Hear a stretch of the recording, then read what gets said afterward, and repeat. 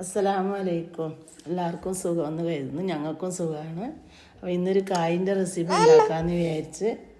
അപ്പം നമ്മൾ ഒരു 4 കായ എടുത്ത് അതിന് നല്ലപോലെ മുറിച്ച് ഫ്രൈ പാനിൽ വെച്ചിട്ടായിട്ട് കായ് വെച്ച് ഫ്രൈ പാനിലേക്ക് അണ്ടിപ്പരിപ്പ് മുന്തിരിയെല്ലാം ഇട്ട് വാട്ടിയിട്ട് അത് വേറെടുത്ത് വെച്ച് എന്നിട്ട് അതിലേക്ക് ഒരു 2 കഷ്ണം ശർക്കര ഇട്ട് കുറച്ച് വെള്ളവും കൂട്ടി വെച്ച് അത് നന്നായി ഉരുകി വന്നിട്ടാകുമ്പോൾ അതിലേക്ക് പഴം ഇട്ട് കൊടുത്ത് പഴം ഇട്ടിട്ടായിട്ട് പഴം നല്ലപോലെ വെന്തതിന് ശേഷം നമുക്ക് തേങ്ങയിട്ട് അത് നല്ലപോലെ വാടി വന്നതിന് ശേഷം അണ്ടിപ്പരിപ്പ് മുന്തിരിയെല്ലാം ഇട്ടിട്ടായിട്ട് നമ്മൾ ഇറക്കി വെച്ച്.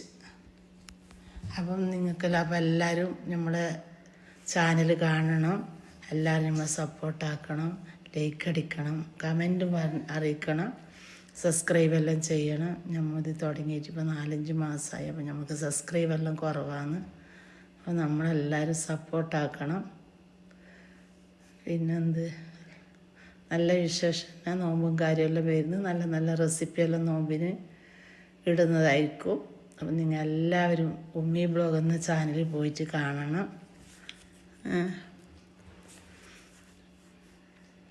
പിന്നെന്ത് എല്ലാവരും നമ്മളെ സപ്പോർട്ടാക്കണം. അതന്നെ നമുക്ക് പറയാനില്ല. എല്ലാവരും നമ്മളെ സപ്പോർട്ടാക്കണം. ചാനലിലേക്കും സബ്സ്ക്രൈബ് എല്ലാം ഇടണം. പിന്നെ ചില ആൾ നമുക്ക് സബ്സ്ക്രൈബ് ഇട്ടിട്ട് അപ്പോൾ തന്നെ വലിച്ചെടുക്കുന്നത്. അപ്പോൾ വല്ലാതെ വിഷമമാണ്. നമ്മൾ തുടങ്ങി മുമ്പിലോട്ട് കൊണ്ടുപോകാൻ വേണ്ടിയിട്ടാണ് തുടങ്ങിയത്. കുറേ എന്തെല്ലോ ആൾക്കാർ പറയും. അതൊന്നും നമ്മൾ ചെവിക്ക് കൊള്ളാൻ പോകുന്നില്ല, ചെവിക്ക് കൊള്ളുന്നുമില്ല. അപ്പം നിങ്ങൾ സപ്പോർട്ടാക്കണം. അപ്പോൾ ഇതുപോലെ ഉണ്ടാക്കി നോക്കിയാൽ സ്കൂളിൽ നിന്ന് മക്കളെല്ലാം വരുമ്പോഴേക്ക് നമുക്ക് പെട്ടെന്ന് ഉണ്ടാക്കി കൊടുക്കുക. ചെറിയ കുഞ്ഞുങ്ങളുണ്ടെങ്കിൽ അവർക്കും കൊടുക്കുക.